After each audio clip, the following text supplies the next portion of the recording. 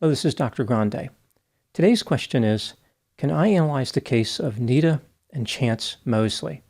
Just a reminder, I'm not diagnosing anybody in this video, only speculating about what could be happening in a situation like this. If you enjoyed this video, please like it, subscribe to my channel, and consider supporting me on Patreon. I will put the link to Patreon in the description for this video. First, I'll look at the background of this case, move to the timeline of the crime, then offer my analysis. Nita Marie Moseley was born on March 2, 1982, in Houston, Texas. She eventually lived in Lamarck, Texas, which is 45 minutes southeast of Houston. Nita had a sister named Betty. At a young age, Nita started using substances. She had a number of tumultuous sexual relationships with men and had what the courts would later describe as numerous unwanted children. Nita became involved in civil proceedings against 4 different men over child support and other matters. In the fall of 2000, Nita had a son with a man named Michael. She named her son Chance, supposedly because her son represented her second chance in life. Unfortunately, Nita continued using substances, including methamphetamine. In October 2005, social services removed Chance from Nita's custody. He remained in foster care until his paternal grandmother took custody of him in March 2007. A judge said there was credible evidence that both Nita and Michael had a history of neglecting their son. Chance was in and out of Nita's custody over the next few years. He was removed again in April 2020 and placed in foster care. In February 2011, Michael was awarded custody of Chance. When Michael went to jail in June 2014, Chance started living with his paternal grandparents. During an incident in August 2014, Nita and Michael allegedly went to the residence of Chance's paternal grandparents and demanded that they be given their son. Naturally, the answer was not a chance. Due to the belief that his parents were intoxicated, Chance was frightened and said that he did not want to go back with his parents. He threatened to run away if he was forced to be with them. Eventually, Chance did return to his mother. By December 2014, Chance and his mother lived in a 3-bedroom, 1,300 square foot house on Fannin Street. Nita rented this house. To meet her transportation needs, she was borrowing a 2014 Nissan Maxima from someone she knew. Sometime around late May or early June 2015, Nita became pregnant. The father was a boyfriend who she eventually broke up with. In July 2015, Nita was charged with driving with a suspended license. A warrant was issued for her arrest for failure to appear. Now moving to the timeline of the crime.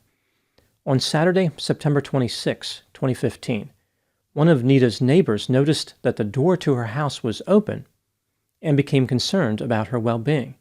When he went to check on Nita, he found her dead in her kitchen. The police were contacted. Here is what they found during the course of their investigation. 33-year-old Nita Moseley had been stabbed 57 times, including in her head and in her back. The knife was found at the scene. She had an electrical cord from a kitchen appliance wrapped around her neck. Her cause of death was strangulation. Nita was 17 weeks pregnant when she died. She was probably murdered sometime around September 22, 4 days before her body was discovered. Her 14-year-old son Chance was missing. So was the Nissan Maxima that his mother had been borrowing. On September 27, 1 day after Nita's body was discovered, a family member contacted the police and said that Chance was in Houston. Chance was arrested without incident. He promptly confessed to murdering his mother. He indicated that he became angry with his mother after she asked him to paint a cabinet. He retrieved a knife and stabbed her 57 times, but she was still alive. He used an electrical cord to strangle her in order to put her out of her misery. After the murder, Chance took a shower. He then drove the Nissan Maxima to a town near San Antonio. His mother's cell phone was with him, but he removed the SIM card so the phone could not be tracked. Chance and a friend smoked marijuana.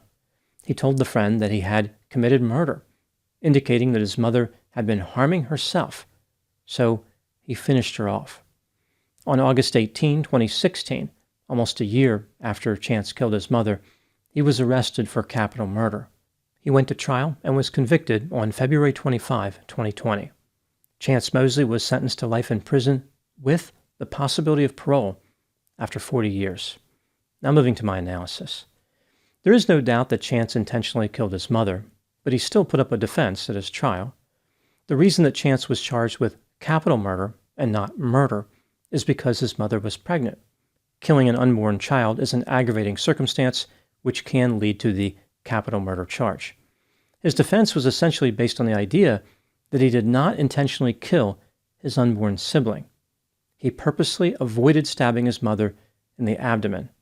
Furthermore, he argued that the child may have already been dead due to his mother's excessive substance use. Before she was murdered, Nita had consumed a large amount of methamphetamine and alcohol. She had used this method in the past to induce miscarriages of unwanted pregnancies.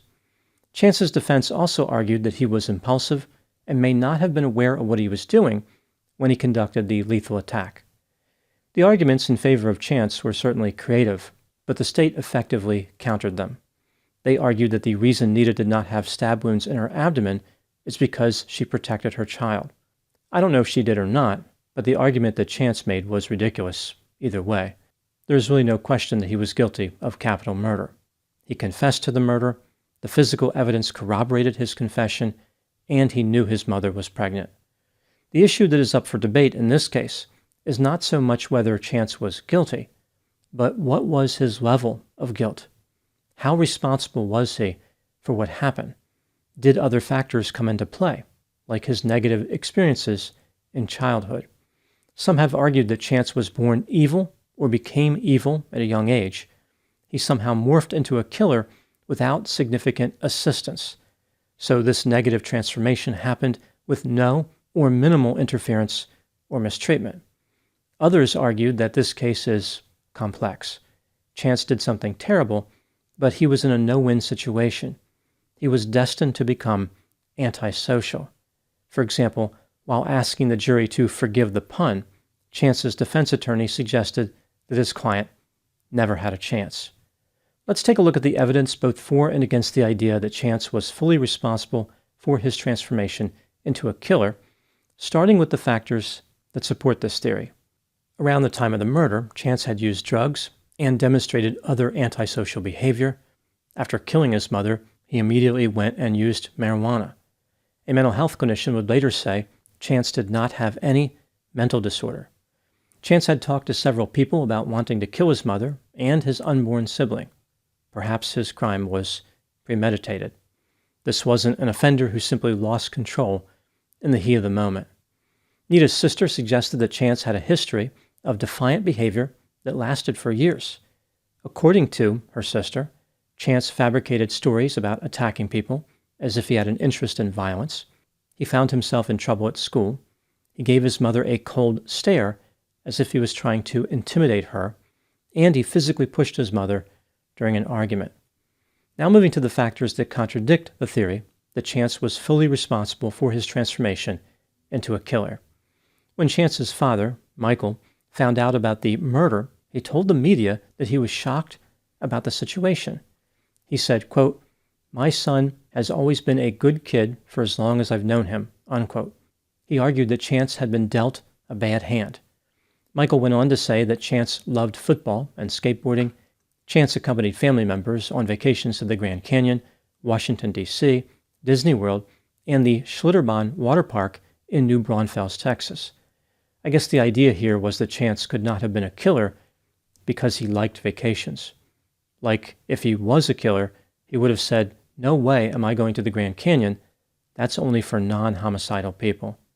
Michael indicated that Nita made poor life choices and had some things in her life that controlled her and kept her from being a good mother.